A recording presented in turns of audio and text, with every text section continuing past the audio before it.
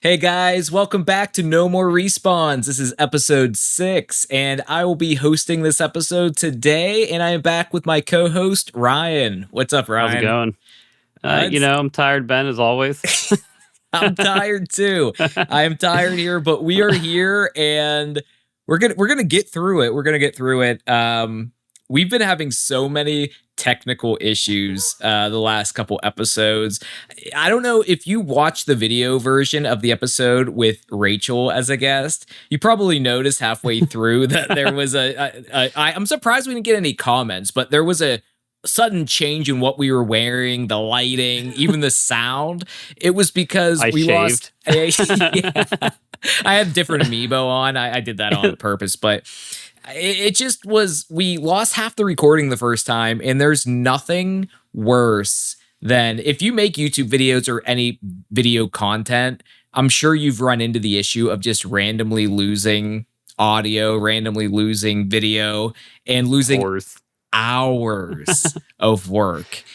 I was talking to Brandon about it, and he said the Game Grumps, like one of the biggest gaming YouTubers out there, and they've even had these issues recently where they're like, if you're wondering why all of a sudden we're on level 6, it's because we lost all of our audio, and it happens to everybody, which is semi comforting, but not really, because we still are hours out of our time, really. Yeah. And as we both know, time is a valuable resource at this point. That night was crazy, though. I'm like dying on the couch on Discord on the phone, and you're like, we lost it, man. We lost it. And I'm like, no. I'm like, bro, it's gone. It's all gone. I can't find it. You're rummaging through files. I'm like, yeah, it's like, dude, it's gone. And you're like in half denial, like, are you sure there's not a way we can recover it? Did you contact support? I'm like, dude, no, you don't understand. I wanted you to work slushy magic. It's gone. Yes, slushy magic. I wish. I was so upset about that. It's something where if both of us didn't already do YouTube on our own channels and kind of been through this, I think this is one of those things where you're starting a new podcast, you're starting a new channel that just throws it off the rails. It's just hard to come back from. And then we come back for the following episode, which was our last episode with Brandon. And we had poor guy was like, he hasn't done a video with me or us in probably over a year. I think the last one I did with him was like a Smash video a year or two ago. Never. Yeah, you never.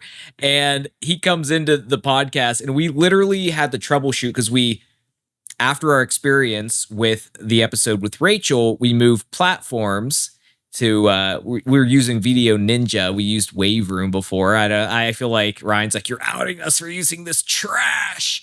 But Video Ninja is just good. A little bit more there's more of a learning curve there compared to Wave Room. Learning curve is a good way to put it. There's like a lot of options. It's like bare bones while also being fully functional and having everything plus more. Yeah. So I guess unpolished would be a good, I don't know. What, our brains or the program? Video Ninja. Yeah, but I feel like we're getting used to it. I feel like at the same time, though, coming into this episode, spoiler, we don't have a guest today, which we're trying to get more, but we kind of had 2 weeks in a row with it, and we'll get them when we can. But with just doing us with this, I feel like it's a little bit more straightforward. When you add a different person, you have a different video feed. It just becomes a whole thing. Now, I was looking up my notes, and the first thing we were going to go into, well, actually, let's preface the episode. We're going to get into, kind of go over what we've recently been playing and some gaming news, but the main topic is gonna be the gamification of the gaming industry, and that kind of goes into anywhere from loot boxes to just making games feel less immersive. So we're gonna get into that a little bit later. But I was looking at the notes, and the first thing I had was Ben has a story, and I like panicked for a second because I looked at it and I'm like, crap, what was my story? Do I even have a story? Exactly. I kind of forgot for a moment, but it came back to me. In the last, oh my gosh, I'm losing track. In the episode with Rachel, if you remember, if you've watched it, if you haven't, check it out. We all mentioned Rachel's pet spider, Ricky, the jumping spider. It's a thing on TikTok now. They're cute. They have eyelashes. He is kind of cute. But you have to feed them crickets. And Rachel she has to order these crickets at the pet store, and they put them in a big plastic bag with air in it to keep them alive getting home. So she bought more crickets because she ran out. Ricky be hungry. And she also bought one of those terrarium things to keep the crickets in, like a bigger one, because if you have them in too small of a container, they can suffocate on their own pee. It is a high quality life for crickets. But my own piss. I mean, to be honest, I wouldn't want to be surrounded by my own piss. What a way to go. I mean, honestly, like, yeah, my will to live would just be gone at that point. It'd be like, why even continue? But she bought this like terrarium for them, and that was big. It had plenty of airflow to get the like pee smell out, whatever. So we're home, and she did a pretty good job pretty quickly. She transferred the new crickets into this terrarium. All the other crickets what we had them stored in before were pretty much dead. And I was she's like, just throw that away. It was an old tin thing with saran wrap. We were super innovative with this, but I pick it up to go throw it away, and I look inside, and sure enough, I see a little cricket moving around. I'm like, there's still a live cricket in here. And she looks at it. She's, are you kidding? I looked all through that thing, and it was hiding under the little cardboard piece. But so we transport it into the terrarium, and she's all excited. She's looking at the terrarium, all the crickets. She's like, look how many crickets there are. She grabs the terrarium there's a little handle on the top. Mm-hmm. I think you know where this is going. She picks this up, and she looks at me, and I swear to God, this was in slow motion. She turns to me, and she's like, look how many crickets are in here. and then the bottom part of this terrarium, there's little there's little snaps on the end, which weren't snapped, but it was, I guess, flush enough to hold it slightly. So it let her pick it up and kind of get all excited. Look how many crickets are in here. And then the bottom fell out. I just see this in slow motion. It hits on the ground, and it couldn't just land where it just stayed vertical, where they couldn't like fall out. It toppled over. The crickets are everywhere. She just starts screaming. She's like, ah! And I have to grab her. I'm like saving her life. I grab her. I pull her to. I'm like, move out of the way. I pull her to the side. First thing I do is I go down. There's that little piece of cardboard that the pet stores include that the crickets like to hang out on. Yeah. So I see a lot of the crickets are still on this thing. So I grab it, and I put it back in the terrarium. I snap the sides, and she has these little empty pill bottles that she's going around getting. She uses them to catch the crickets. So we're going around catching as many of the crickets we can. We had to move the fridge, get behind it. It was this was Sunday night. We're about to go to bed for work for the week, and this happens. It was a nightmare, and that's insane. We think we got most of them. Rachel lost one. It escaped in the vent, but I think I found that one today dead on the basement steps. So it didn't last long. And then the other morning, I think yesterday morning, I found a live cricket. Penny, our cat, was sitting there looking at something, and I saw a cricket, and I didn't know if it was alive, and I got a little close to it, and it scurried. So I did catch it and put it into the terrarium. So I think we may have only lost one until I wake up with them on me.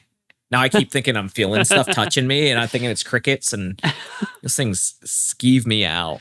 But That's pretty funny. The one thought it was very clever getting in the vents. Yeah, it did. It's like, I made it. And we even removed the vent, and all we see is all this old cat food that the cats knocked into the vent somehow. Yeah, but it was on kind of, there's like this shelf going down, but then there's just a pitfall, and we think it just went into this pitfall, and it probably got hurt from the landing and just made it to the steps or something. Or the cat got to it and moved it to the steps. But yeah, that was my super exciting Sunday story. How about you? Do you have anything, any cricket infestations? Not crickets per se, but I had on there, whenever you said I was gaslighting you, I have been saying that I'm gaslighting him, which could be the word of the day. Oh, that really, I love when I said that. You're like, you're really testing this relationship. It's funny because you're stuck. You're stuck with it too. I know. There's no going back. I know. It doesn't help that we've had so many of the technology issues, and some reason I can't get like my stuff to work for the life of me. Yeah, that like everything's just compounding on each other ever since episode 4. It's been a downward spiral. It was way too good to be true with Wave Room, because Wave Room, the idea of it is great. It's super simple. You share a link, you get your guests in there, it does local recordings, and it throws it into the program automatically. And I felt like the quality was good, and I'm like, free, simple, you got it. And then we finally put a guest in there, and everything just toppled over, and it did not want to keep Rachel's recording.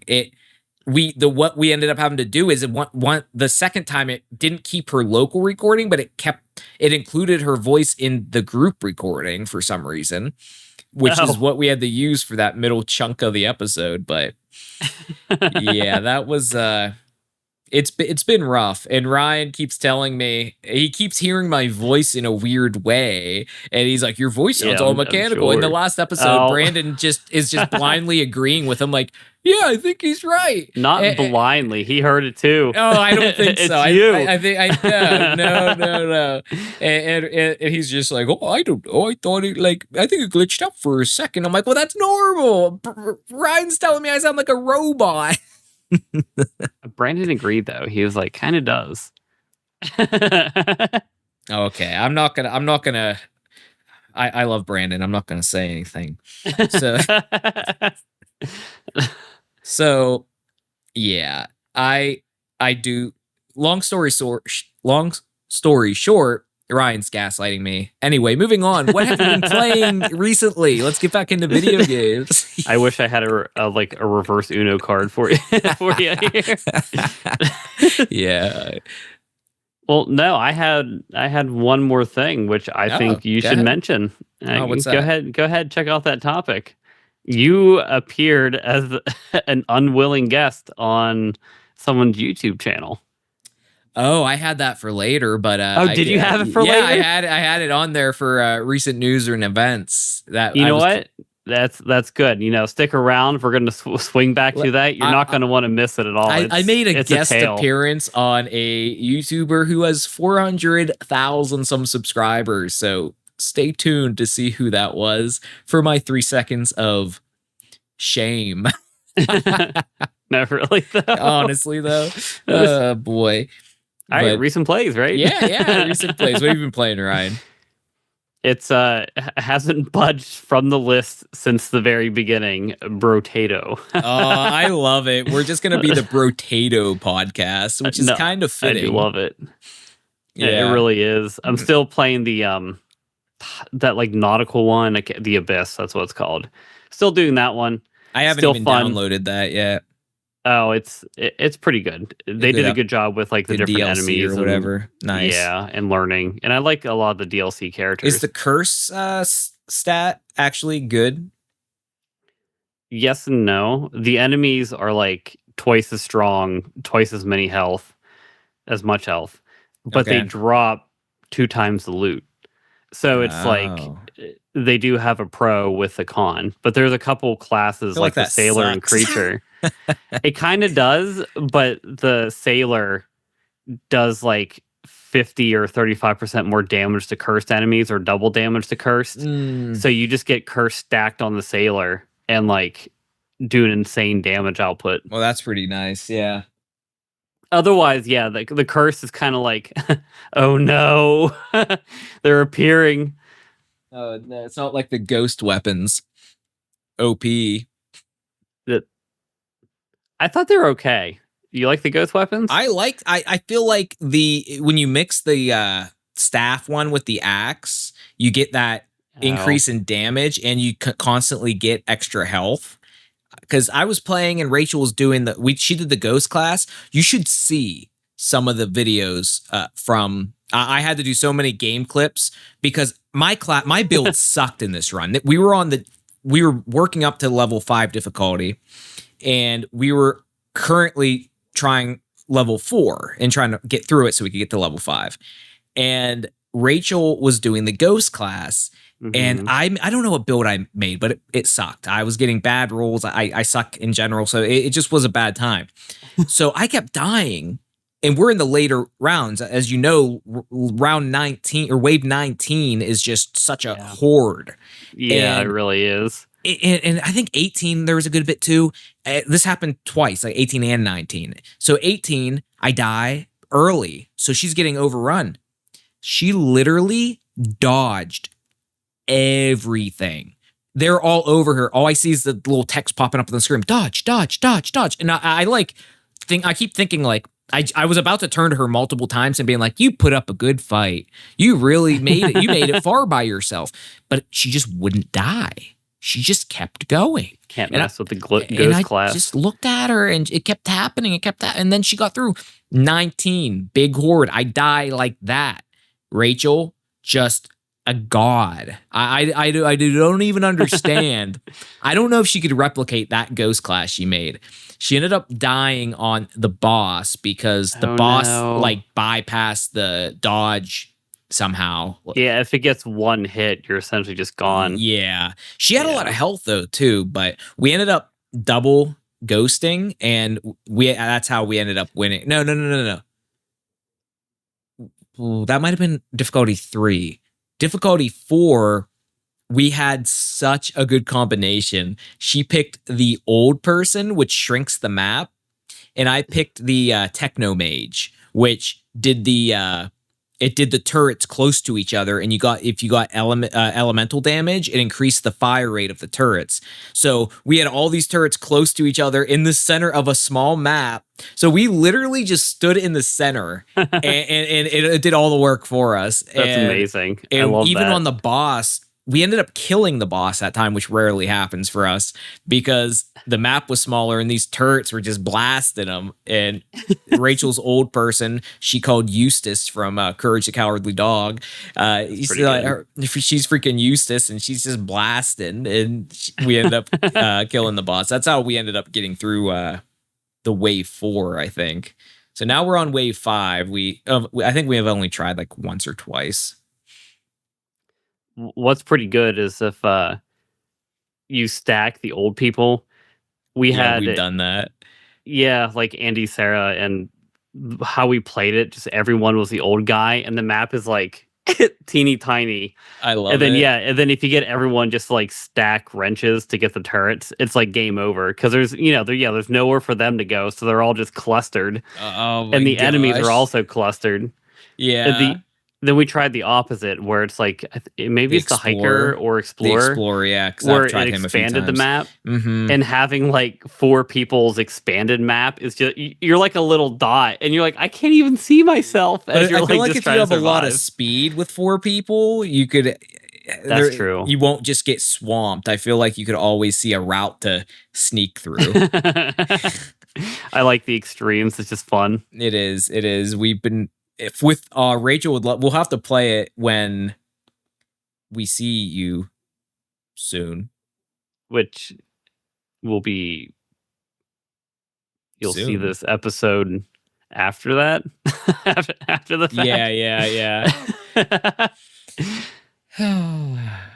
But yeah, Rachel and I are we're seeing Ryan this weekend, which this weekend is not your weekend, but it's our weekend, and Yeah, but we are going. I'm bringing Ryan's Switch 2 that I still have here. So yes. we playing so next that. time I will have it. Yeah. So the episode after this, Ryan will have some more impressions on it and us playing together. We'll probably have some Brotato stories of us actually playing together, which will be nice. Oh, I'd love to. Yeah, I know. That's gonna be fun. Oh, we're gonna kill it. The game's too addicting for what it is. Honestly, this little $5 game is well worth $5. I've honestly started to worry. I had to like pull myself away from it a little bit because I honestly was playing it, and then I'm like, I'm up too late. I should have went to bed earlier. I should have done this other stuff. I should have done the dishes. And I'm just playing freaking Brotato.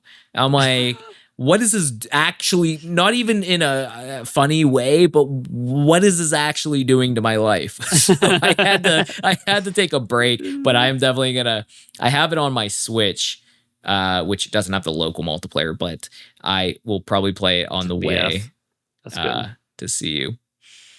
But what else have you been playing? We'll both take a break from Brotato for a second. Yeah. I guess there's a couple goodies in there. I started Deltarune and I beat chapter 1 recently. How is it? It's pretty good. I never played Undertale. I was told to play it, but with Deltarune out and the hype for it, I did want to play it. Yeah. So I might be going out of order. But I recognize Sans. He makes a little appearance there. Yeah, I did see that. Yeah. But I want to check it out, too. It does look good. It is pretty good. And there's like a good amount of content per episode there. I was up super late the one night because the story just kept going. And I'm like, I just kept doing it. And then by the end of it, I looked at the time and it was like 1 o'clock, and I'm like, I gotta wake up at 4 a.m. Oh no! I was like, do I just go in and and just suck it up, pull an all nighter? But that is no, the worst. Going to sleep or going to work and just being that tired. I hate that. Yeah, my brain was all foggy today. I'm just like existing. Oh, I know the feeling. It just the brain fog's already there. And no sleep, just it makes it there, but more, and then you kind of hate yourself. So it's a bad combination. It really is. But we also still played Sunderfolk a little bit. Oh, still nice. Great, still progressing the story. It's an RPG, so it's gonna take some time to get through, but it's fun. The only like annoying part about it is since you play it on the phone, it'll time out on I play it on the Steam Deck. So it'll time out on there. So you kind of have to remember every once in a while to touch like the stick on your controller. Yeah. Just to kind of keep it awake. Otherwise it like sleeps and disconnects. But the game is great. Oh, nice. Yeah. And then finally I did Mario Kart 8 again with Craig. Still lost. Nice. No improvements. I think there's probably some improvement there. You're gonna be all messed up playing Mario Kart World now. Probably. You're gonna be like, where's the anti-gravity sections? What is this wall riding you speak of? Why can't I control it? I know. No, you're right. Where's the big controller with the screen in the center? What is this little thing? Is just a Joy-Con? Yeah. Oh my god. Right, but you touched on Brotato. What else have you played? Well, funny you should ask. I remember you mentioning to me when we've been talking that kind of trashing on Nintendo about how none of their games ever go on sale. Let me tell you, I went on the eShop. I was seeing the same deals as Steam Summer Sale. So don't be going there. Don't be going there. On their games? On like what? No, you didn't say their games. If you look at the Switch, we all know the indie games go on sale. To answer your question, yes, on their games, 60 to 40, which is pretty good for Nintendo for a lot of their That games. is actually and it was pretty, all of their yeah. big games: Odyssey, Animal Crossing. I think a lot of their main ones. I think Kirby was, a lot of them were like $40 on the eShop. Like, Okay. I don't know if it's the sale's still going on, but anyway, big sell for the eShop. So I was looking, and I'm the one always looking for the 80% off. Like, give me the game for free. Come on. So Same. I found Hades, which has won Game of the Year awards, and I've heard so many people play it and really like it. It's a roguelike, but it just looked like it had pretty deep mechanics, and it kind of I was really into Brotato lately, obviously. So getting the different weapons with the different stats and the different attributes, I was all in that mode. So it was, I think it's normally 20, 25, and it was on sale for, I think, $8. And I'm like, oh, nice. I'll get it for $8. And it also has cross-save support, which I didn't have it on any other system, but I think it's on Game Pass, so it's nice to have that that's option. really nice. Yeah. And I think I was reading that Hades 2, it's in early access right now, which might just be on computer, but when it officially launches, that it's going to be a timed exclusive on the Switch, which was interesting. But yeah, Hades is really, really fun. You play as this god. What the heck is his name? I can't even think of Zagreus, and you're the son of Hades, the person, or the god Hades. And you kind of start right off the bat where you jumped out of the Hades palace, and you're trying to basically escape Hades, and you have to go through the different layers or the different levels of hell or Hades, and you see different enemies, and the rooms are slightly different each time, but every time you get to the end of the room, there's a choice to go through one door or another door, and it tells you what the reward is going to be for that room. So one might have a key on it. You need to collect these keys to unlock different weapons. The other might have the purple little diamond currency, which helps you level up for your future runs. So it has different choices in that respect. And then not every run through the same levels are the same. Like I've done the first level how many times now from dying, and the main boss on that floor was different randomly after so many times. And it was the sister of the one I've been playing. So there's changes that happen even after you've done it so many times. So I like that. And then when you die, you basically resurrect in this pool of blood in Hades Palace, and the different NPCs there will talk to you, and they'll make little comments of who killed you on the run. Is like, oh, you didn't make it past Medusa, huh? Just different things like that. So I should look at it. There's a lot of cool little things. The dialogue's really good in the game. It's voice acted.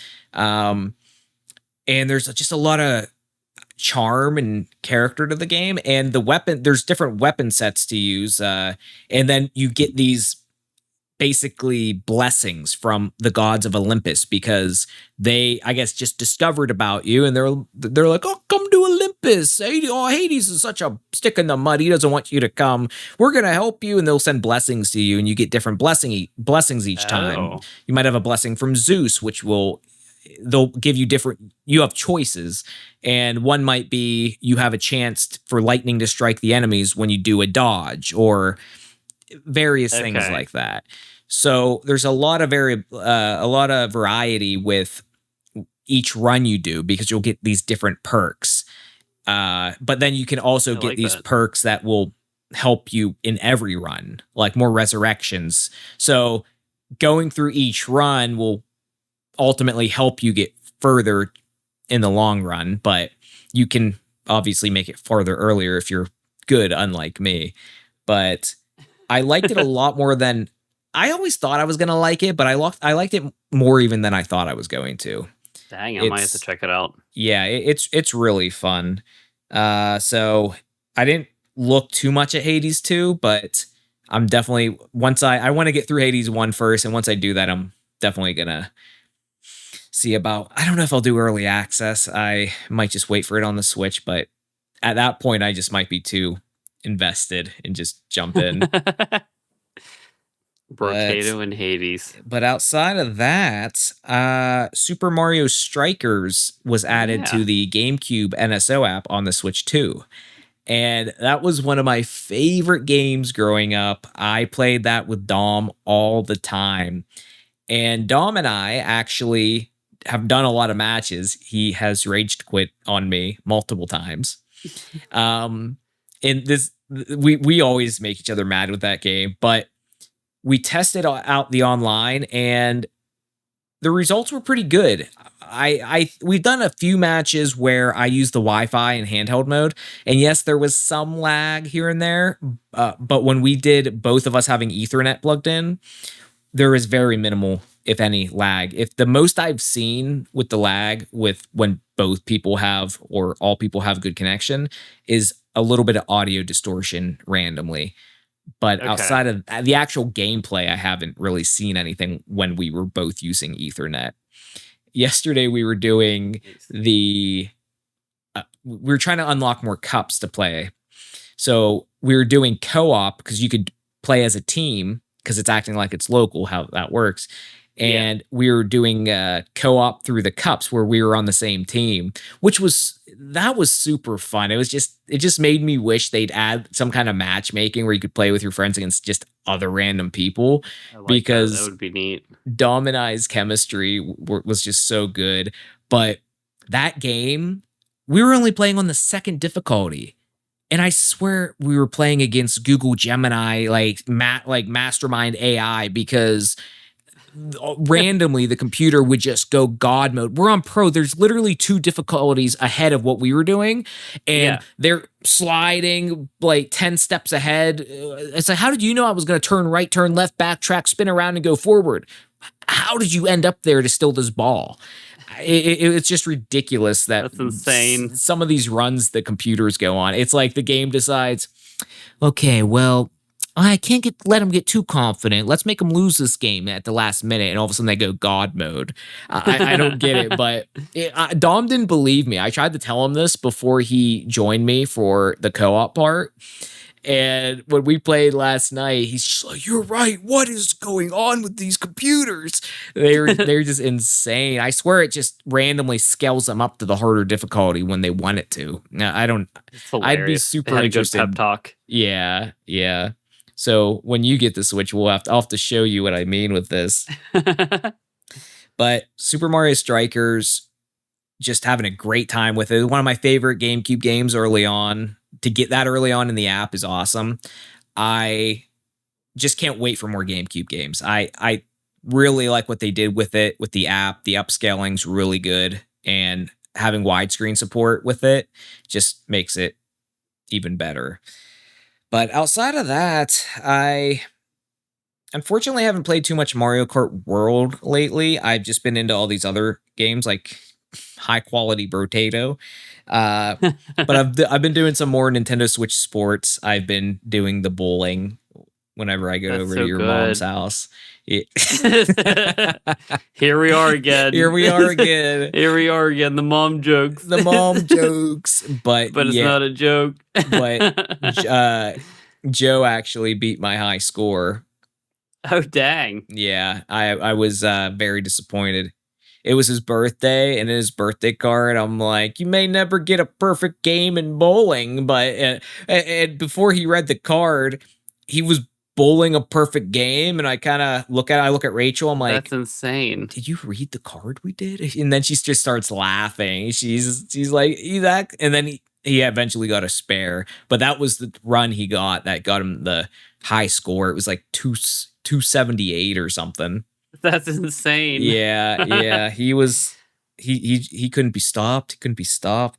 But that was pretty much my recent plays there. Did you miss anything, or you gotta go over what you played?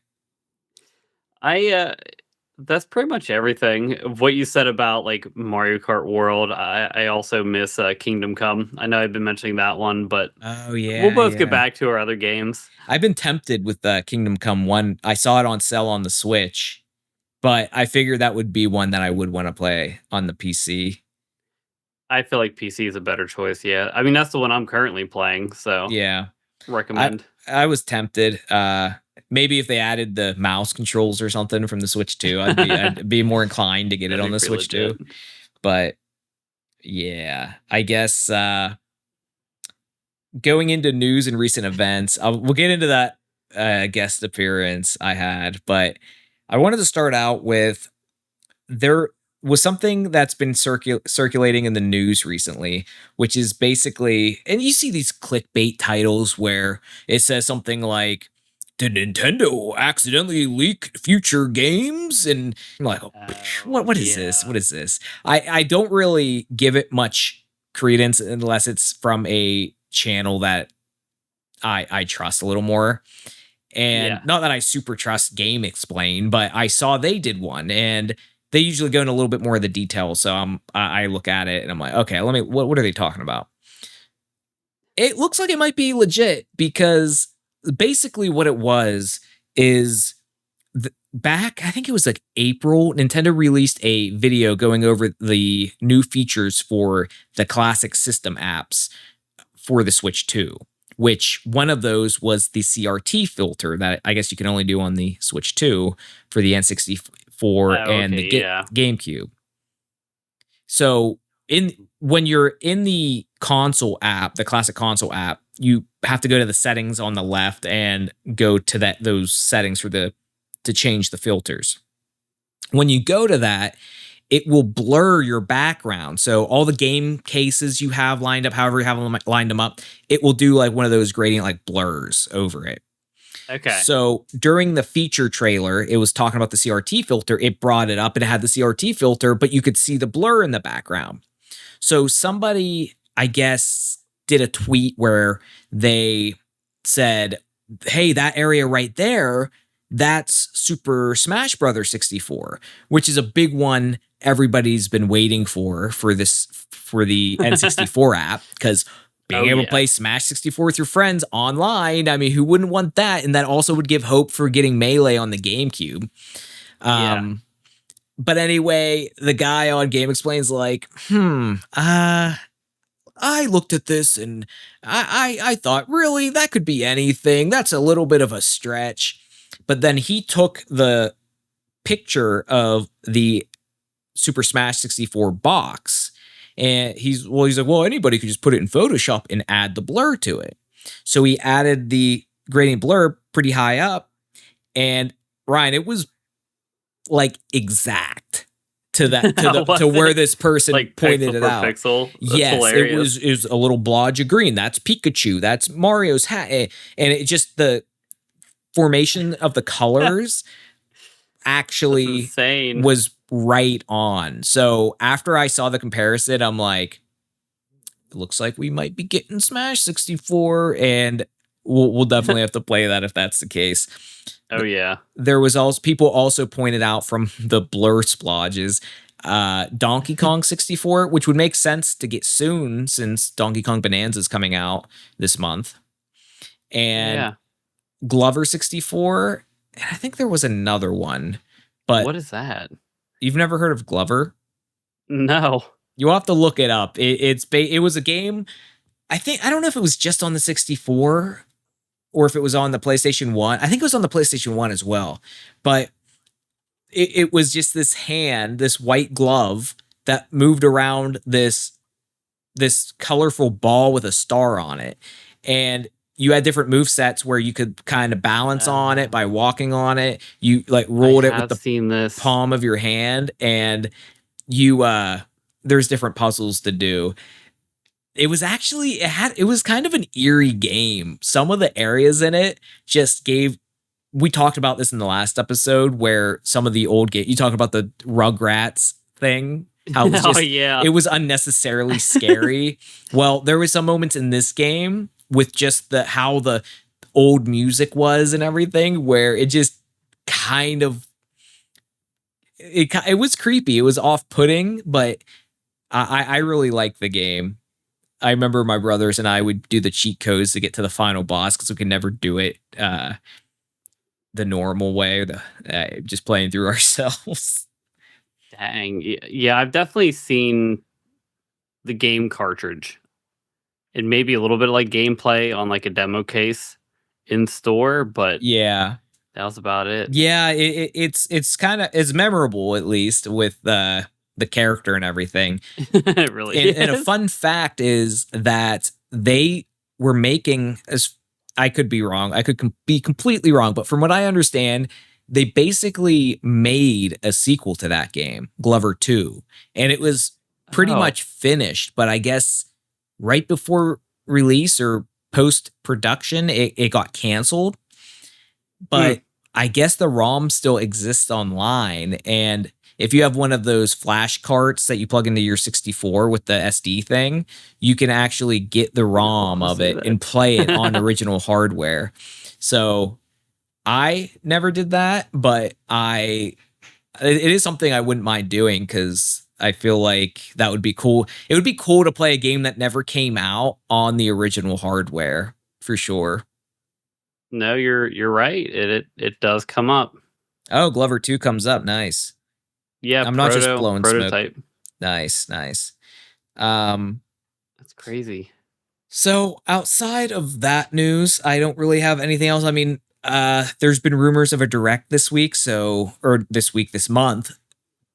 If it hasn't been announced by the time of this podcast, it probably isn't going to happen this month. But as of now, it's what, July 9th. For us, it's no news of a direct. So pretty quiet on that front. Just waiting for DK Bonanza at this point. Want that banana? I wish I had some Bananergy. Yeah, I know. We need to get some Banandium gems. So let's get into my guest appearance on my 3-second guest appearance here. So, and I found out about this in the most random way, which was my dad. My dad, who isn't super tech savvy. My dad isn't super watching all this stuff on YouTube or anything like that. And he texts me a link to this video, and he gives me a timestamp. Well, he said, check out 15 minutes and 47 seconds. So I'm like, okay. Open up this. Weird. Yeah, weird. I open up this video. I kind of recognize this guy, but I don't ever really go to his videos. Oh, I didn't recognize him at all. Oh, really? See, it's like hit or miss. Dom's, if you know who that is, he's on the whatever podcast, and I heard of this podcast, but anyway, I go to this. I'm skipping through it. I'm watching it, and I'm not even getting context of what he's saying in the video. I just get to 15 minutes and 47 seconds, and my freaking face pops up on the screen. And it was from my GameCube video, and it's funny enough, we were talking about the GameCube. I know it was from my GameCube video, the NSO GameCube video, where I was checking out the NSO GameCube app, and it was literally the first 3 seconds of the video where I'm saying, "Oh, hey, welcome to the video," and I'm holding the controller up, but you couldn't hear me. It was just silent, but it was 3 seconds of it, and I'm thinking to myself, what the heck am I doing in this guy? This guy who has 400,000 subscribers. Yeah. And I'm looking a little more into his channel, and he's a finance guy. He talks about how to save money and the different scams from different companies. In this particular video, he was talking about TikTok scams. So what this ended up being was he was in a little segment where he was talking about this TikTok of this guy who, I guess he was trying to make people aware of these get rich quick, become a millionaire quickly schemes on TikTok. And this TikTok's of this guy, and he's saying that he knew this millionaire who started playing Mario Kart Double Dash, and the guy couldn't get the golden cart at the end of the game, the golden parade cart. and he just couldn't get it no matter how hard he tried. And then the TikToker's like, and then I told him, pay me $1 million and I'll get it for you. And he said he went over, he did it, and he got $1 million. Yeah, that sounds ridiculous. Of course it does. But then this guy goes on to just start like hitting all the tropes of how if you play games, you're poor or you live in your mom's basement. And he says, oh, it's like, what are the odds you're gonna find someone who's still playing the GameCube? And that's when he put my face up there, and all that was followed with the living in your mom's basement. Like, you have two choices in life: become a millionaire or play the GameCube. And it was like all this stuff. I basically just became the poster boy for this little roasting. A millionaire or live in your mother's basement and there's bed. I may be in a basement right now, but it's not my mother's basement. That is funny. You are in a basement. Oh, gosh. I mean, I was annoyed by it because, okay, well, let's get this out of the way because I've been dancing around it. So this was George Kamel, I think is how you say his name. Kamel. I would think Kamel. But George he's Kamel. I think he's on I think it's the Kramer with the Kramer podcast. Is that right?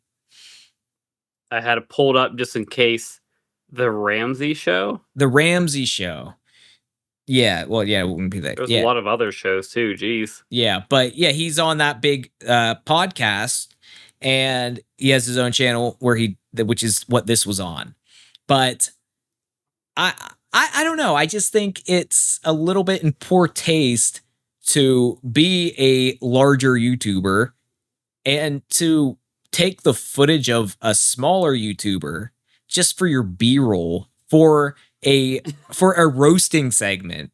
It's when what I was doing had nothing to do with anything he was talking about. It wasn't even the actual GameCube. It was the Switch 2 was something that just came out. So context is out there anyway. And just, I don't get it. Rachel was a lot more upset by it than I was. I was more kind of objectively looking at that and thinking that just seemed to be in poor taste. Cause I try to think of how I would feel if I saw something where it's like he did that to someone else. And I'm like, oh, that wasn't cool. So I was trying to look at it like as detached as possible in that way. And I still kind of come back to that. It just didn't seem to be in good taste to do. I think you being a bigger YouTuber like that, you shouldn't just, some people might have it coming a little bit more, especially if they're trying to mislead others. I'm doing a freaking video where I'm just talking about a new product. I'm not telling people to freaking, hey, if you don't spend this $500 on the Switch 2, you're a loser. Like, I wasn't doing anything like that. Yeah, a guy that makes Nintendo videos talking about a Nintendo product. Yeah. Or like the software on it. So I think that just seems lazy you just typed in YouTube or you typed in GameCube and I guess the algorithm freaking chose me and it's like, hey, this guy's holding a GameCube controller. Let me put the dunce cap on him and put him right on like for 400,000 people to see. Cool, Kramer. That was awesome. That was awesome. So, well, I guess the way you could think of it too is if he searched up like generic Nintendo stuff and you popped up, that's pretty good. That's I did think that, but that you're in well, I don't think it helped me that much. It's like the video's like 70 views, but that was insult to injury. I'm like, cool. Well, you couldn't even drop me a like when you stole like my face to put a dunce cap on it. Nice. Yeah, whenever you sent it to me, I couldn't believe it. I had like company over, and I'm sitting there like on the couch, I'm like, oh my god, yeah, like what I'm like, that is indeed you. That is indeed me. Yeah, that was definitely random. And then Rachel had commented on it, and she was all mad. And when you have a big YouTuber like that, you're gonna have the what's the word I'm looking for here?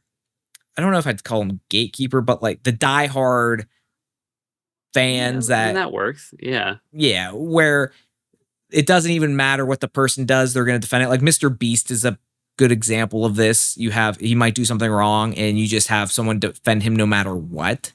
You have the same people like that for Nintendo. I feel like I used to be more like that when I was in freaking high school.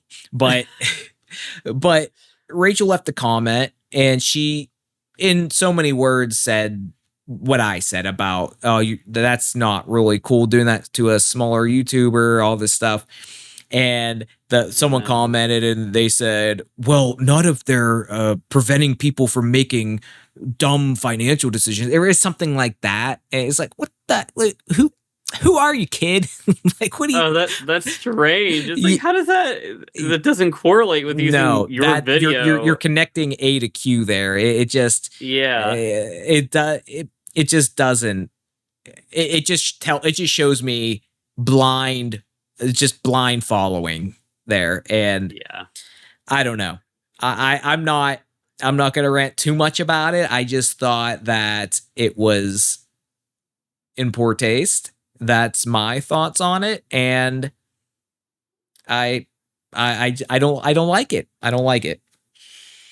Yeah, I still find the whole thing crazy. Yeah. 460K subs and find you. I like, hi. Yeah. Just popping up with the GameCube controller. It's like lives with his mom. Yeah. Oh my gosh. I can't even freaking remember it. George Kamel. Appreciate it. Kramer? Camel? I honestly don't know the pronunciation, but it's just gonna sound petty from me. Where like, what's your name even, Camel? Honestly, I don't even know though either. That was my first impression of the channel. Yeah, but we're probably gonna appear on like the next episode of I don't even know. Yeah, he'll do a video and he'll be like, I put this guy in my video and here he is in his mom's basement complaining about it. Yeah. Oh man. But hey, it is what it is. I got my 3 seconds of shame and I'm still kicking, so yeah, you made it out, full recovery and financial recovery. If anyone from his show is watching, made a full financial recovery after watching that. I'm like, since then moved out of the mother's basement. I'm like, how did he know about my closet filled with GameCubes? No one's supposed to know about that. In fact, you have my N64. Mm-hmm. And I actually have your GameCube. I have your GameCube over here too. I am a multi GameCube household, so he was onto something. That's true. Oh my gosh! But how about you? Any? I did miss one thing. Yeah. I'll preface this by saying that I don't win anything. I don't consider myself being on a bigger YouTuber's video winning in the context. I don't win. I don't win much, but I was in this thing. I do this crypto exchange where it was their 9-year anniversary of launching or whatever. So they had 9 days straight where you did this little, it was a chance spin or whatever, and you would win something. And they have this in-app currency called diamonds where you trade in diamonds for the crypto. So I was usually winning about 10 diamonds per spin. And one time I won 50 out of the 9 days. And I'm like, oh, that's nice. It's not really much in the equivalent of money when you trade in for the crypto, but it was something. And so I kept doing the spins. So the other day, it was, what was this? This was yesterday for us. I do the spin. It was the 9th day. It was the last spin. So I go into it. I'm like, okay, let me get my dinky 10 diamonds here. So I spin it, and all of a sudden it pops up, and it says, you won Copa Libertadores final tickets. I'm like, What? I'm looking at it, and I'm thinking, my first instinct, because I never win anything, I'm looking at it, and I'm thinking, it's like a joke. Well, not a joke, but I'm thinking this. Oh, they just give this to everybody on the final spin. Like it's some kind of some kind of coupon or something. I don't know. So I look at it, then I'm looking at it. I see final tickets, and I see the name, so I had to look it up, and it's some kind of. I'm gonna. This is gonna be blasphemy. Anyone who likes soccer or football. I look it up and I see it's some soccer tournament. I think. What did I tell you? Was it South America? Peru? Yeah. It's. I guess it's. Oh, I go. Yeah. I guess it's gonna be in Peru, but anyway, I was looking at the tickets, and the finals tickets can actually sell for something. I'm like, if this was something around me being in my country, I feel like I would probably put in if it was something at the Staples Center. Oh my gosh, I said Staples Center, but no, it's the name of the exchange. It's crypto.com is the one I use, and they have the crypto.com arena in LA. If it was something there, I would maybe put in the effort to do a trip to go there, but I win something. Went with you then. Yeah, exactly. But I win something, and I feel like from winning it, it kind of gets you excited. Like, let me actually go do this because it would be a cool thing to do. Yeah, but I just can't. I don't have the means. I have too many GameCubes. To have to have the means to go to Peru. Having a financial burden and living in your mother's basement, she's not going to let you go to Peru. I know, Mom. Come on, I got the tickets, but. So I am most likely going to be selling them. Hey, if you're watching this, you're interested, and you are somewhere near Peru, hit us up in the comments, and I'll cut a good deal for anyone interested if you are. But yeah, I'm gonna have to end up selling these tickets. But at the end of the day, it's still cool. It's always cool to win something when you're not expecting it. I honestly would have thought the same thing. Where it's like, oh, this is just like a 20% off or 10% off tickets, and they give to everyone. You got a free Big Mac. Yeah, yeah. You go to this football game, and here's your free drink with a purchase of 25 or more. You know, it's yeah, exactly. Oh my gosh, that's still really neat that you did win something that. I know. Actually good. Dom does the same thing, and he won like 10 diamonds. He's like, I'm so jealous. I'm like, you want to go to Peru? Like, oh my gosh. But how about you? What is on your recent news list? I guess at this point it's not quite. It's been on your list for like it's 5 been on episodes. The list for a little bit. I know. I see it on every outline. But now finally talking about it, and there's actually something else to say about it. Oh, there you go. Yeah, Jackson G13 from JacksonGameStudios that made 98XX and Julian and Friends, which I played both of them, and Ben also. Did you play Julian and Friends or just 98XX?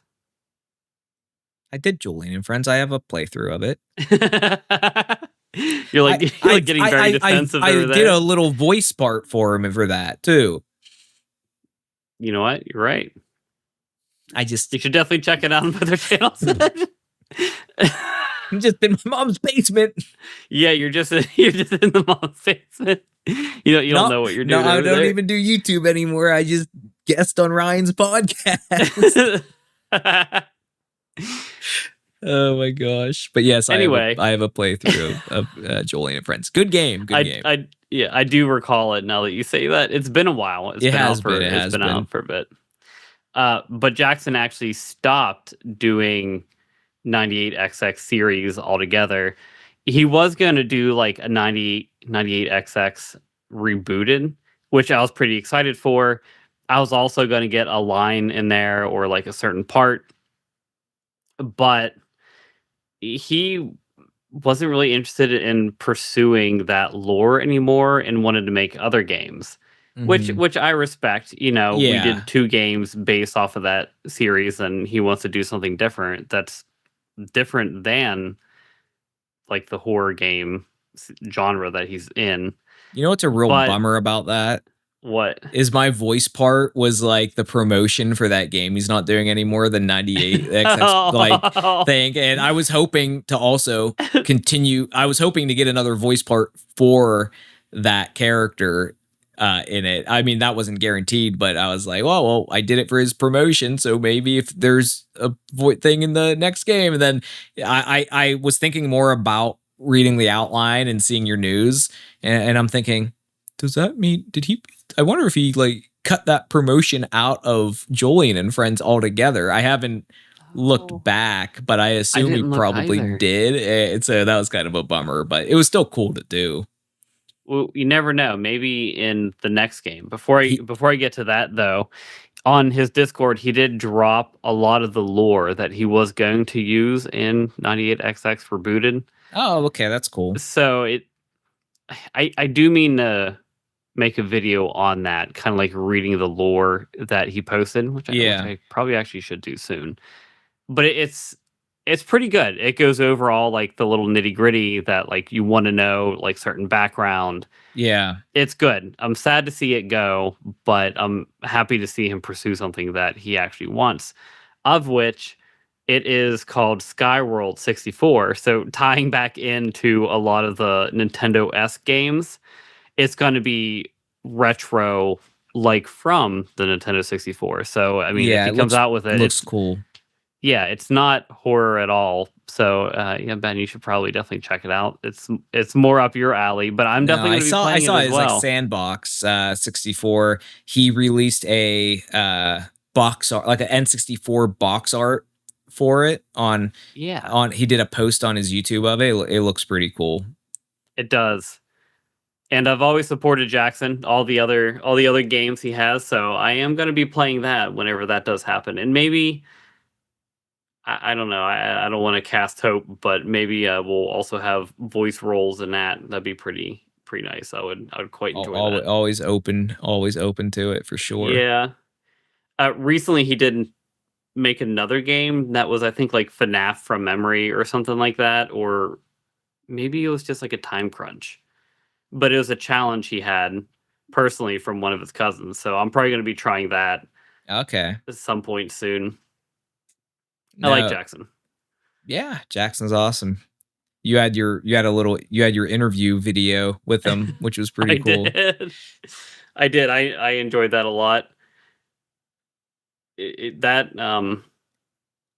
just kind of funny. It was like the first like interview-esque style, and he was quite open to it, and it was a good experience to say the least, and I had fun talking to him. But there are parts where that was almost a little prelude into you doing podcast stuff. Anyway, that was pretty cool. It really was. Yeah, you have your reviews. I had an interview, I guess. Yeah. I don't want to call it an interview; it makes it sound too formal. But you had your discussion with him. Had my discussion with him. Yeah, I like that. But anything else before we jump into our discussion on the gamification of the video game industry?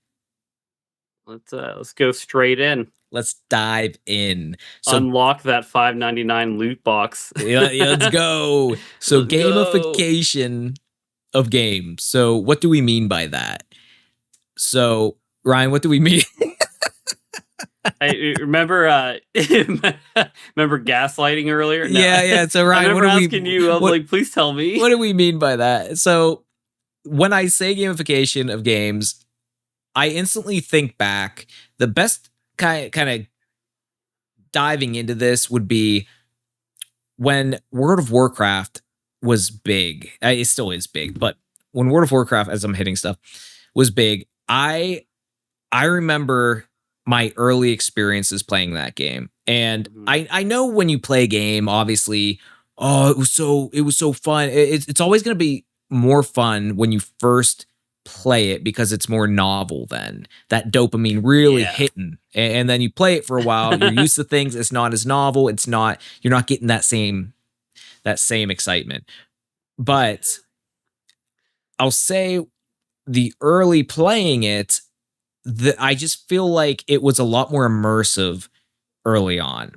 And what I mean by that is when you were playing it, it actually felt like you were in the world of World of Warcraft, where you would have to go and talk to people to get a group together to go do a dungeon together if you wanted to actually be able to do a dungeon. Or you didn't have to do dungeons. You could choose to just go quest solo if you didn't have any friends. And but it was always exciting if you could find that group and connect with people and do these dungeons with and it just added to the experience so much. Fast forward some years, they start adding things like more quick travel, more accessibility to going places, and then they add the biggest thing for me that my mind goes to is the dungeon finder. You could just click a little eye on the bottom of the screen and you'll just queue into a dungeon with random people. That to me is what I look at when I think of when a game goes from being this immersive world of feeling just connected to the world to it being a game where you click a button, you're in a dungeon, you start queuing the whole queue, like, oh, hey, let me queue. You start queuing with parties, you just start getting experience that way. Yeah, it was still fun. It was still a cool multiplayer experience, but to me, it went from being this immersive world to a fun game, which I know you could still play. They released World of Warcraft Classic, so I don't think Dungeon Finder's in that. So I think that's cool. I haven't really checked that out, but for the longest time, that's kind of when I started falling off of World of Warcraft, at least. That was always kind of fun because you'd just be like questing and then come across like this kobold mine and you're like, oh, what is this? And then you see like a group of people and you're like, oh, hey. And they're like, hey, you want to join us? I was like, yeah, I have nothing better to do right now. So yeah, I want to join. And then you wait for other people to like stumble by. And then everyone just goes questing in the dungeon and you might run it a couple times. Yeah, that was the best. That was the best experience, honestly. And it was. Now you like, or then they added the dungeon finder. Then you queue, and then everyone like yells at you for not healing them fast enough. I'm sorry, I didn't have Healbot installed. I forgot about the add-ons. You're right. And then even what you said about like the traveling, like you had to sit there for like 15 minutes as you flew across the whole entire continent. Yeah, and I get the whole convenience and everything. I get it too, yeah. But at the same time, you felt like you were traveling the world. You didn't just... You'd pull up your map, see how fast you're going, look down as you see like the little like... like Nazguls or whatever they are, like the little fish people with like spears, whatever. I can just see them creeping along in my head right now. Yeah. You're really go mining there a lot. Yeah, that's too funny. But like even with there was fast travel, but before they made it accessible really for everybody, you'd have to find a mage to make you a portal, and they'd have to have the right stuff to do the portal. Right. Yeah, like, I forgot about that. You go to a major city and you're like, I'm looking for travel. Yeah. And they're like, all right, 1 gold buddy, and you're like, all right. But that was it added to the economy. It added to it made sense with the world, and that's the most important thing is okay, this person might not help you in combat, but it makes you valuable in different ways. And I don't know all the other stuff they added, but yeah, that was such a cool thing because Justin was a mage, and I remember him doing that. That was amazing. Yeah, and then they would like spawn those little like not a fountain, but also like a dinner table where you can like get food and stuff too to replenish your mana and stuff. Yeah, you like take some food off the table as you like go in this dungeon. That's too funny. I remember that. Did they change the trading system though? Because remember that you would like grind enchanting and like clothing and then just run off to the market and like Ironforge and like try selling your stuff in that like chaotic mess. The auction house. Yes, that's it. I don't know if they made that easier or not. It's been forever since I played. I'd imagine they did. if they made everything else a little bit more Yeah, convenient. I don't It's know. I probably just know like they cracked down on the people selling gold because that was a huge market. that really was. That Yeah, really was. yeah. People, there was so many people online selling gold, and Yeah. they were banning accounts. LFG, and just like or like looking for gold and just have spam. Yes, yes. That was one of the first times I experienced that level of spam. It was like you like playing those RPGs that were giving you viruses. Yeah.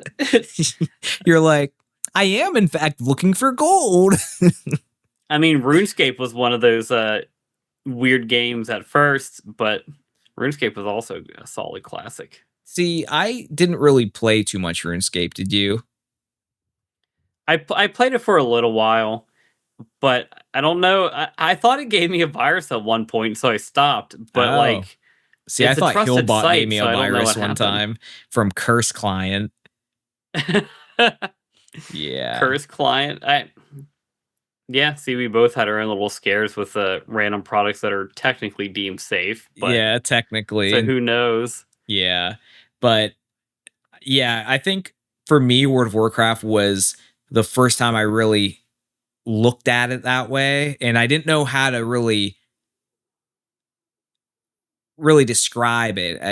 I knew I didn't like it. I'm like, I don't know. I feel like that takes away from it. And that it just kind of bleeds into the rest of the industry of how I feel, where I feel a lot of games are going. And there are Yeah. exceptions like, well, we're and Nintendo is definitely at fault with this too, because I'll use the example of Strikers on the GameCube and Strikers on the Switch, and this also goes for their other sport games. Back on the GameCube, you would get these super unique, and I think there was just a lot of soul to the games. And I could be talking from nostalgia, but I don't think I am it. But they just had, I thought they were just good games. They kind of had their own unique flavor, each one of them. You had Mario Golf on the GameCube, tennis, and Yeah. Strikers. But on the Switch, Strikers on the Switch being the one of the better examples, is they released the game and it was basically an unfinished game. There was so many characters, and they were open about that too. Like, oh, there's going to be characters added over time and all this stuff. And it wasn't like you had to pay for it, but when you buy a game, you want a game's worth of content right away. Yeah. And Yeah, I you don't really know. do. I didn't feel good about that. I feel like they're they're playing games with us with how they do it. I think it was a strategy to try to keep interest or relevance, but you got to release a game's worth of game and then add on top of that, like Mario Kart You're right. 8 Deluxe game's worth. That was plenty of content. Then they did the booster course pass. Hey, it brought people, it kept it relevant, and it sold what, 50 million copies. So that's fine. All right. But yeah, the way they did it with their sport games, I don't know, it just didn't feel right. It just felt, the games kind of felt a little soulless. They had good mechanics. I felt like they were solid, but it was just missing something. And I think that kind of goes into you just making a game to make a game to like hit that itch for people, or you're making a game that actually just had this ingenuity, and you Yeah. had the creativity element to it that I feel like a lot of the older games had, and you've had a full game's worth of content right off the bat. I mean, going back to the Animal Crossing thing, that's why I kind of left. It was like the same Hmm. repetitive tasks. And then I think like a couple months later, they released that like I don't know whatever that update was that Rachel was talking Yeah, about. And I just never the went back. island, the whatever designer Yeah, DLC. I Yeah, never did it because I stopped before that even happened. but So they did that to themselves. You're right, because New true. Leaf just was just everything was there. Yeah, there were some quality of life updates, whatever. They added the DLC to that, but everything was there. All this content, all these cool little secrets, all this stuff. And then New Horizons, they're like, yeah, there was a lot there, but it was missing what you'd expect. And once again, it was just these weird decisions that it didn't seem like the player was kept in mind for. Yeah, yeah. Another good example, I guess, countering your example, is Skyrim. That was a game's worth of game, and they provided DLC that, like, not that you didn't ask for, but it definitely like expanded on different lore, and then they let you get your own house. You know, it was Yeah. Oh, that's that made it awesome. I love worthwhile that. getting. I know, I I love love things that like too. that. Just aggressively trying to craft the best house that you can. Yeah, Only to yeah. have like bandits pop outside of it as soon as you step out. And there's just games like where there's no reason for you to need a house, but it's just cool that you can.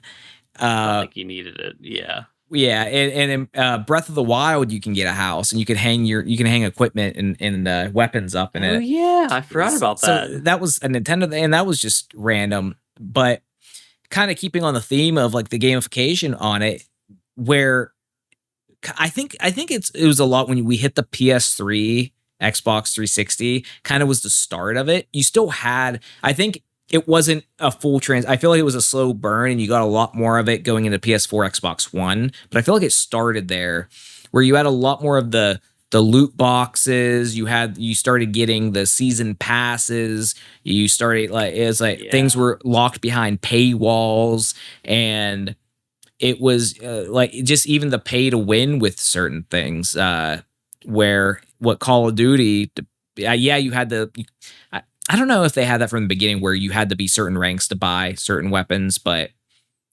that was a thing. No. Getting into what is it, Grand Theft Auto Online, just all the stuff you could, if you just threw actual money at the game, you just get all solve that all your stuff. problems.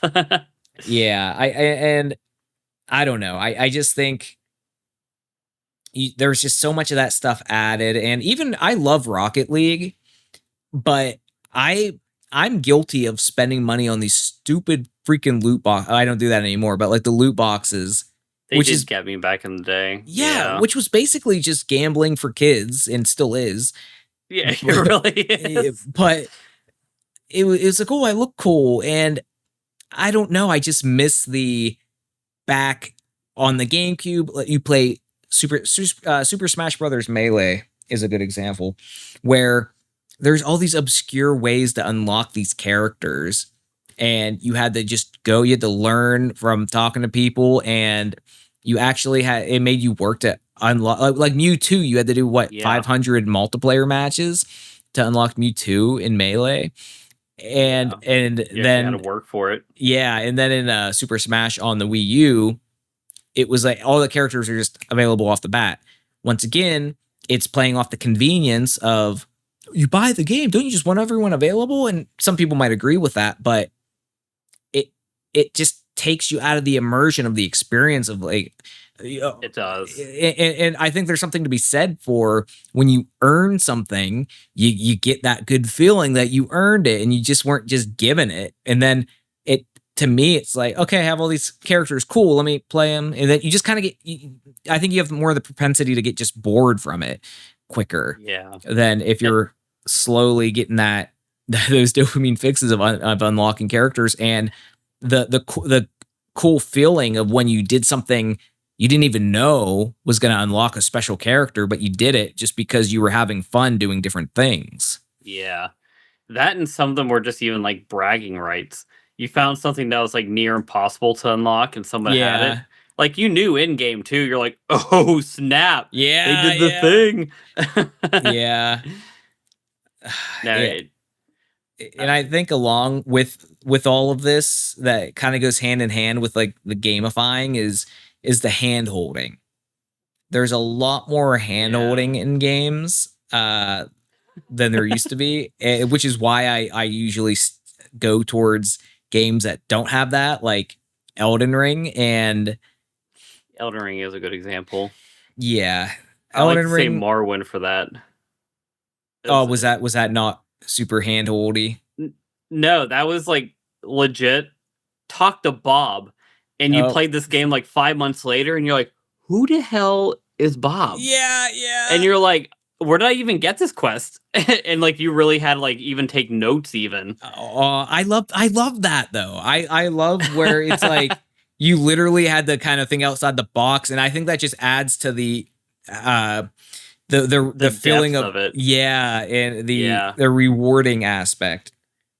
And just like with these season passes, and it's like, oh, it's like it's the new season of Fall Guys, like play this endless gameplay loop to get this thing, and the gameplay loop's fun, but I just think when you take out the part where you're just unlocking these things from doing cool little secrets in the game and finding things and whatever, it's more like play 20 matches, pay for the season pass, win this many times.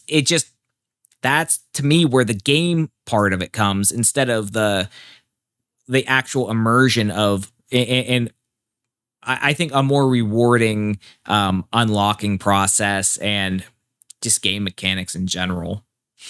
No, for sure. It's gonna make me sound old, but I feel like a lot of that is, even with the like Xbox, it's all started like Xbox Live, because then developers actually could push updates to a game if they didn't exactly finish it. That's true. I mean, they're obviously where, they had DLC that was like a full game, and those were amazing. But then you had other games start drifting where it's like, well, I don't have to finish it. I can update it later. And then that's when like you pay for DLC. Yeah, you pay for DLC for just like core functionality of a game. And then that's when we start drifting off into like the 360. You buy a broken game on the promise that it might someday work. That's what these developers were doing, because of exactly what you said of the ability to update it. It was abused so much early on, where they wanted to meet the deadline, they wanted to get that money, and then like if they got that money and there wasn't ramifications, then they probably were only going to half fix it anyway.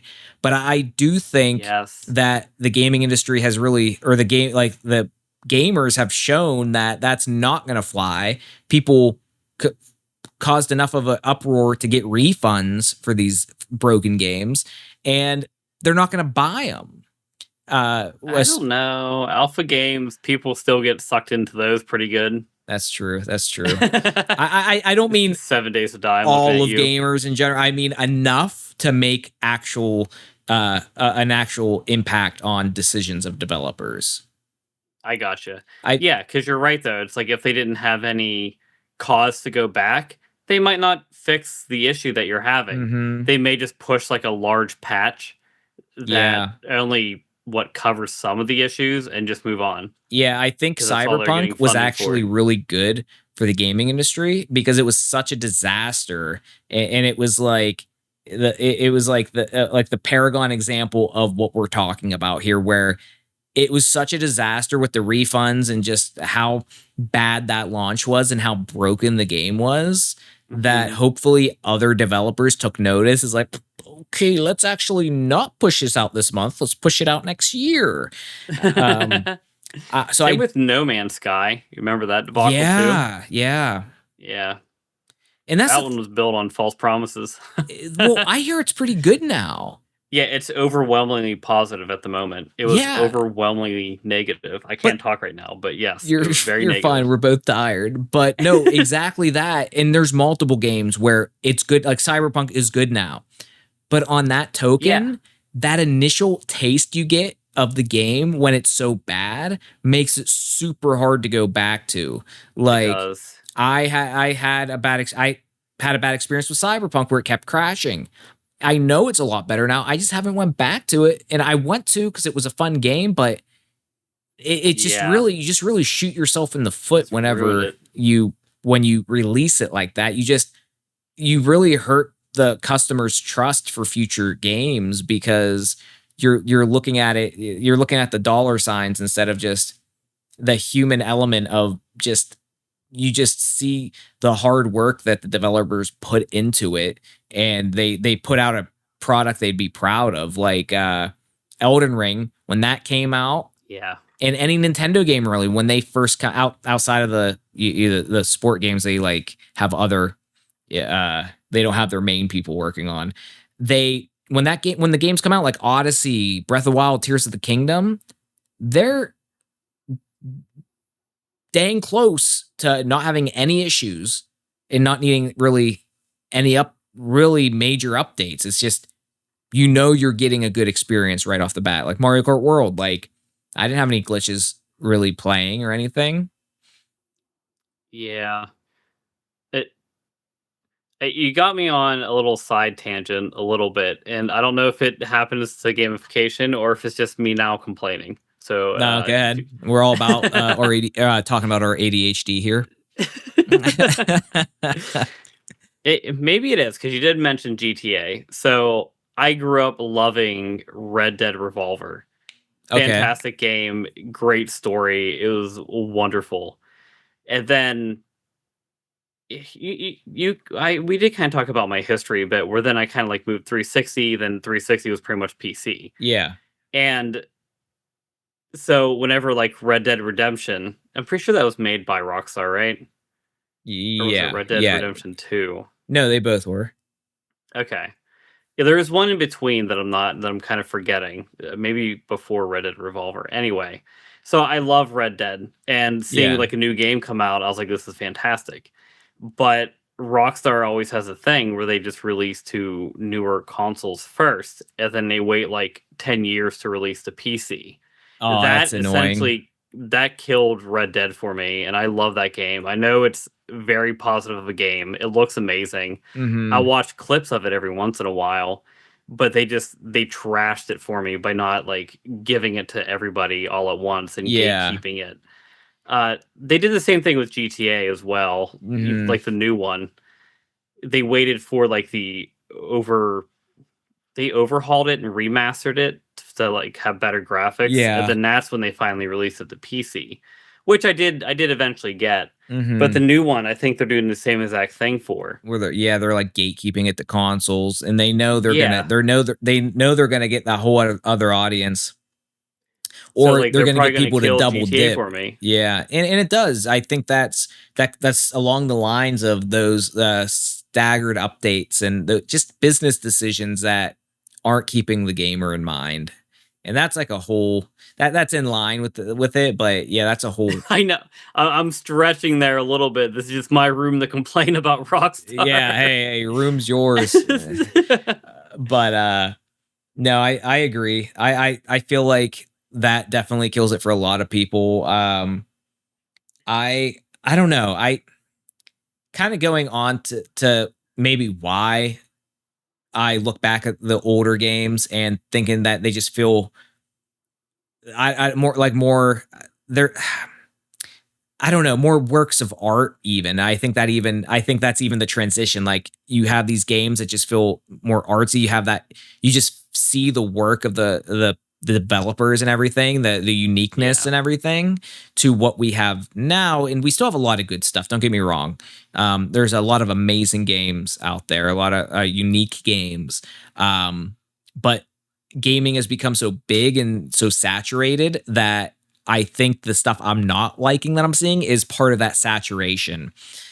But what I was going to say is looking back at those old games, I think a big thing of it is because they weren't working with the same hardware where you're generating all these different assets. A lot of it was, a lot of this stuff was the developers for the games needing to be super creative with what they were working with their limited hardware.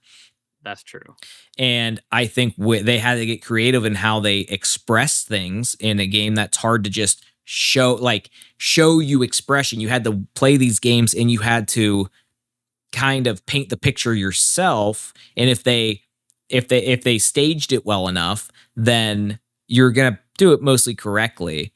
And I feel like playing games like Ocarina of Time, and you kind of put your own interpretation to what you're seeing, kind of almost like art almost, compared to now with things being so photorealistic and more.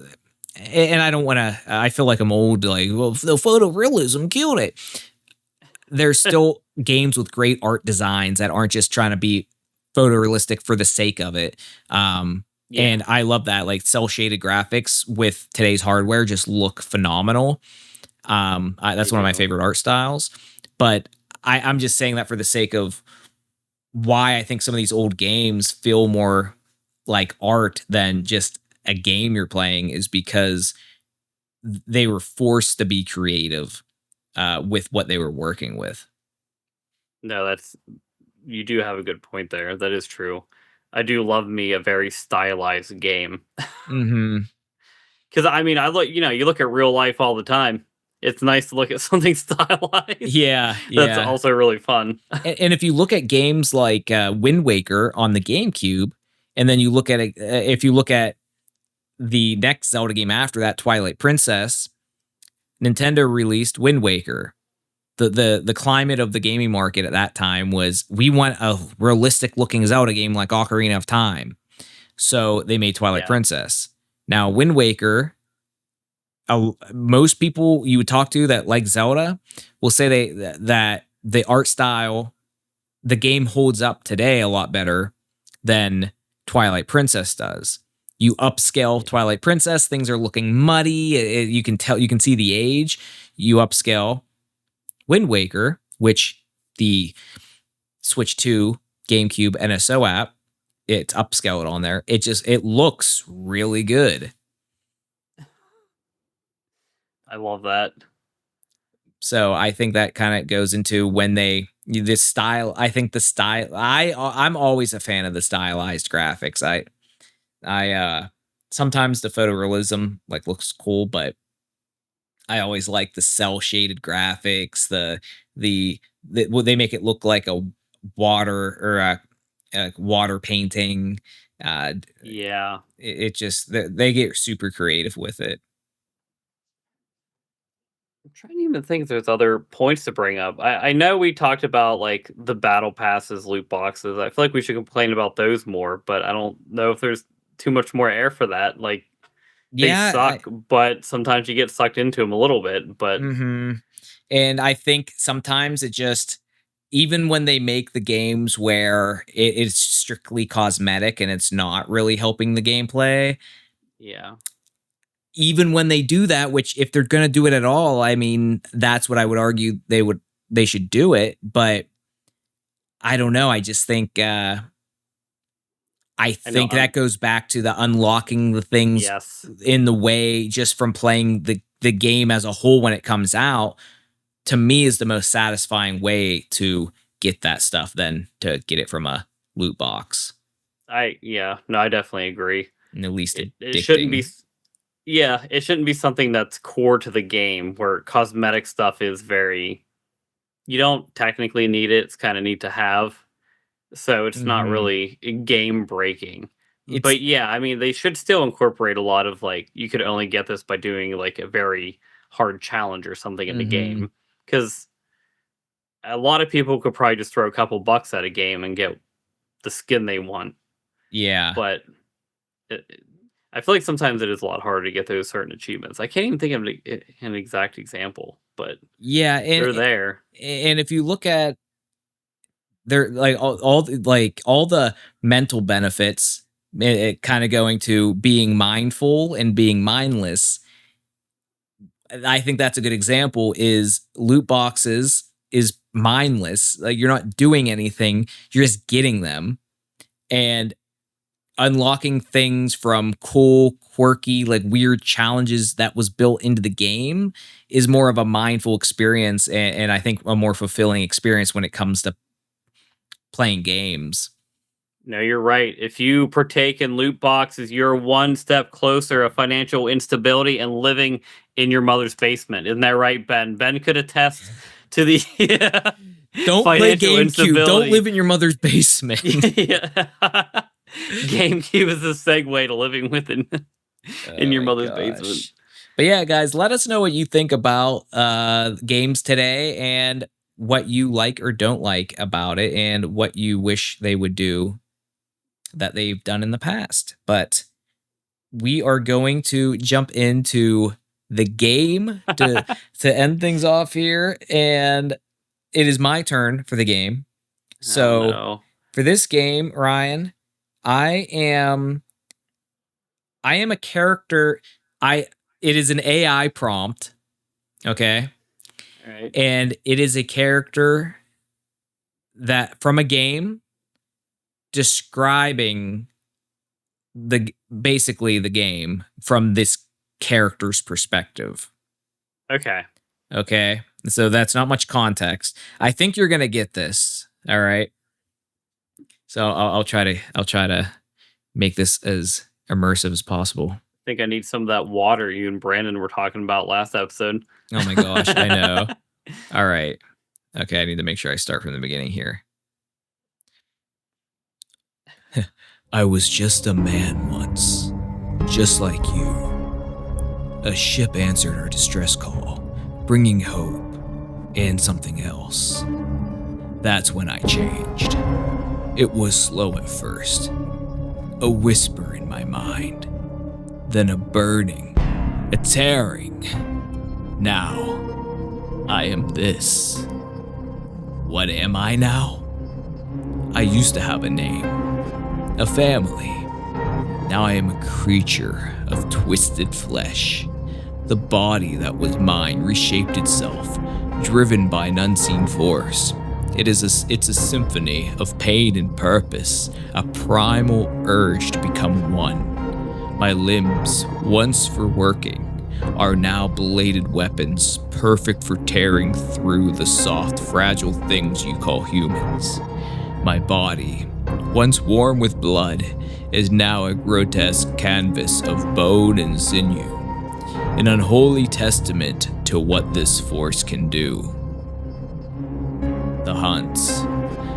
The ship, a derelict vessel lost in space, is our hunting ground. It's a dark, echoing tomb, perfect for stalking. I smell your fear, your life, even before I see you. The vibrations of your boots on the metal deck plates are a drumbeat signaling your approach. We hide in the vents, in the shadows, waiting for the perfect moment to strike. And then there's him, the engineer. He's different. He keeps coming. Keeps fighting. Even when we tear his friends apart, he's an anomaly, a persistent irritation in our grand design. He's the one who stands between us and our ultimate goal. Our purpose? We aren't just mindless beasts. We are the will of a greater power. Every twitch, every lash, every horrific shriek serves a purpose. We are the harbingers of a new era, the instruments that will bring the next stage of existence. Your screams are our hymns, your fear our fuel. We are many, and we are coming for you all. This ship is just the beginning. Do you understand now? Do you feel the pull of this power? That was quite a monologue, though. It was, yeah. So, what's your answer? What game? I was getting like Dead Space vibes, but then all of a sudden it reminded me a little bit of Halo, like the leader of the Flood. Okay. Well, I'll give you a second to think about it, and then give me your final answer. Dang, you're turning this into a real quiz. I didn't know if I was gonna get a. Just imagine the quiz music playing right now. Yeah, I guarantee it will be. Don't give me too much credit.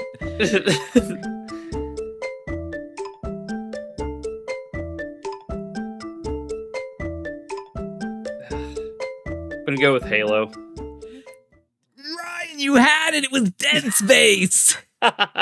You talked yourself out of it. You said Dead Space like when I was almost done, and I'm like, dude, let me finish. Like, I'm glad you did. But yeah, so what three? See, I knew so when I first did the prompt, it was giving all the very specific names of the creatures in this little monologue. So I had to correct the prompt, and I said, okay, do this prompt, but don't include any words that would spoil the or names of or things in the game. Yeah. And I thought it did a pretty good job. I think the engineer part was the biggest giveaway. And that's when you said something, and I'm like, I should have left out engineer. But then you came in with Halo, and you're right. It is very close with how I think if Master there was Chief is not an engineer though, but yeah, I think you got in your head with the flood. I did because of the that word. Harbinger. Yeah. I'm surprised I even got it out. I was like, okay, moving on. Thank God. No, you did pretty good with it because you know the flood are like all in one. Yeah, and it's like a hive mind type of deal. Yeah, and then what also threw me off was everyone else dying. Where sure, Isaac Clarke had everyone else dying around him, kinda, but he was mostly kind of alone, but I mean, Halo, you had your comrades and the whole decline of like Earth's population sort of thing. But no, but I mean, at least trusted my gut. I know at least one of your two answers there was correct. But that was I didn't play too much Dead Space, so I didn't know with some of the stuff it was saying if it was really hitting home or not. I knew it explained the basically the enemy pretty it was pretty close. It did. I wasn't sure if it was like the main protagonist's perspective or just like someone generic. And then as you kept going, I'm like, I think this is a generic one and you're not actually playing as the enemy. Yeah. You know what?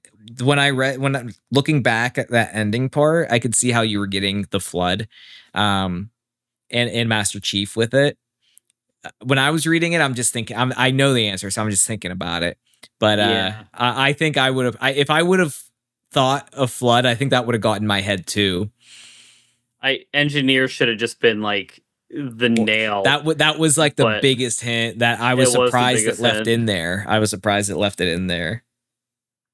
And it kept mentioning a ship, so I thought that might help you.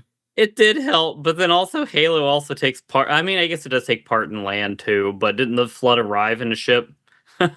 Yeah. Kinda. I don't know. Yeah. Dang, that was good. That was good. I enjoyed that. Yeah, I thought it was a pretty good. I thought it was a pretty good little thing it came up with. That was cool. I like it. Yeah, but yeah. Had fun with this episode with you, Ryan. I feel like we got into the gamification stuff, and it's like our ADHD. We start talking about like, I feel like that one was I was going everywhere with it. It's every gripe with the gaming industry was coming out for that one. Yeah, dang. Meanwhile, I'm like, oh, our episode's gonna be like 38 minutes. Here we are rocking the same exact time that we always do. Hey, you know what? At least I think we're under 2 hours this time. So that's true. That's true. Hey, progress. Progress to where we were. We got it. Man. But yeah, this was No More Respawns, episode 6. And next episode, Ryan and I would have hung out, played some Switch 2 together, played some Brotato, and Donkey Kong Bonanza should be out by the next time we talk to you guys, so probably have some thoughts on that. Yeah, I'm excited about that. Brotato with you and Switch 2. Like, are you crazy? It's gonna be great. It's gonna be a fun weekend. But anyway, guys, thanks for watching. If you enjoyed the podcast, please be sure to like and subscribe. It helps out a lot. And it really does. Feel free to check us out on any of the platforms we're on, which we're on YouTube, Spotify, Amazon, Apple Music, Castbox or whatever. There's a bunch of most places where you enjoy your podcast. So make sure to check us out. But yeah, thanks for watching, guys. We'll see you in the next one. Bye. Bye. No.